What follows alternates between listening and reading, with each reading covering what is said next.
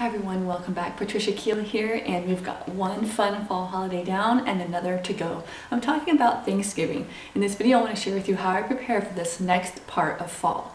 Now whether or not you're hosting, I think it's always nice, especially with kids, to be a little festive. But I do lean toward minimalism, so I don't have a lot of pumpkins and tons of garland, but I do have a little. Don't go out and buy a lot.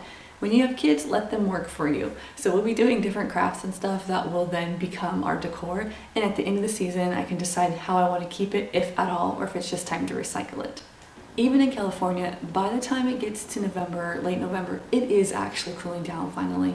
And a nice fire really sets the stage if you're lucky enough to have a fireplace. So go out and buy your logs or Duraflame, whatever you choose to use. Make sure it's burn day because we do have regulations about that in California.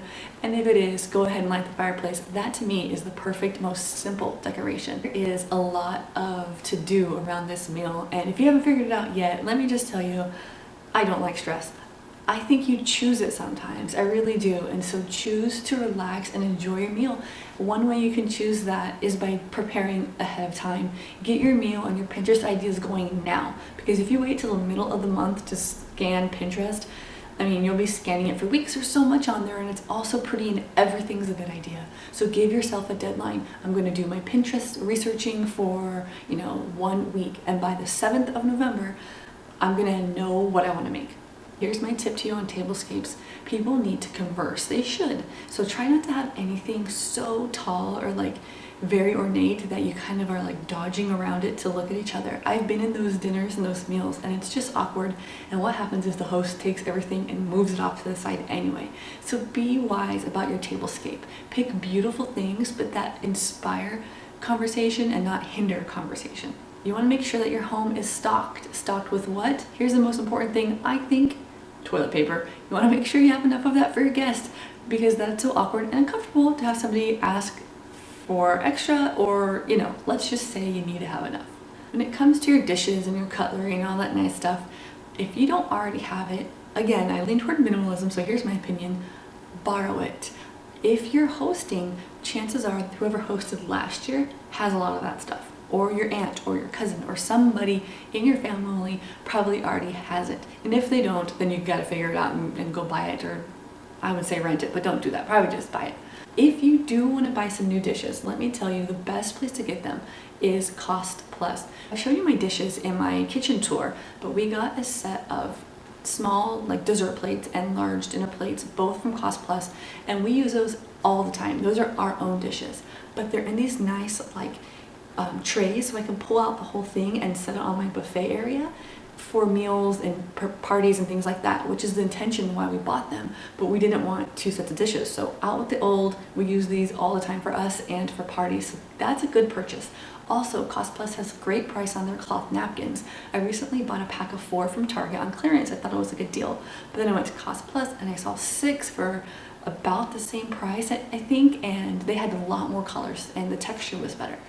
Cost Plus is also really good for their boxes of glasses. We ended up buying a big case of, I think, 12 wine glasses. We didn't have enough for everybody, and we keep only two in our cupboard, and then the rest remain in the box above the refrigerator. So if you are in the market to upgrade your dishes, consider going there. Now the dishes aren't like stoneware, they're a little bit thin, but they do the job, especially for entertaining. It seems like a popular wedding gift for our parents were like nice dishes or like cutlery with your initial engraved on them. A lot of like my parents, my friends' parents, and that generation, if I may say, have these really nice sets like in a nice wooden box. I don't know, do you have that? Comment down below if you know what I'm talking about. If it's not made to be used on Thanksgiving, when is it good for? So see if you can borrow that and use that to serve your Thanksgiving meal with. Now again, I don't encourage you to go out and buy a lot of things, but if you are cooking the meal, there's one thing I think you should buy if you don't already have it, and it would be a thermometer, a meat thermometer, especially because that turkey is poultry and it's hard to tell when poultry is done, and it's really dangerous if it's underdone. So I think that's probably the best tool to buy if you don't already have it. Now, a great way to cut back on the cooking is to assign dishes. I don't know your feelings on this. I think it's okay because who's coming to dinner anyway? It's my family, and we aren't that formal with each other that I can't ask my mom to make a dish or my aunt to make a dish. So if you feel the same comfort level with your friends and family, they want to help, they really do, especially because it's part of the fun to get in your kitchen and make something. So you can assign different sides or desserts to different families who are coming over, and you're not stuck making every single thing. Now, if you're going to someone's home for Thanksgiving dinner, please do not come empty-handed. No matter what they say, oh, don't bring anything, don't bring anything. Even if they claim to be minimalist like me, if you bring something, I'll thank you for it. I might think, oh, what am I going to do with this? But I'll thank you for it at the end of the night. If they say there's nothing you can do, you can still think of doing something. Bring a bottle of wine. They say they don't drink soda. Somebody at the dinner table will, and they'll appreciate that Sprite or that Pepsi that you bring. You might even consider bringing a game. After the meal, everyone's kind of full and there's still time before it's time to go our own separate way.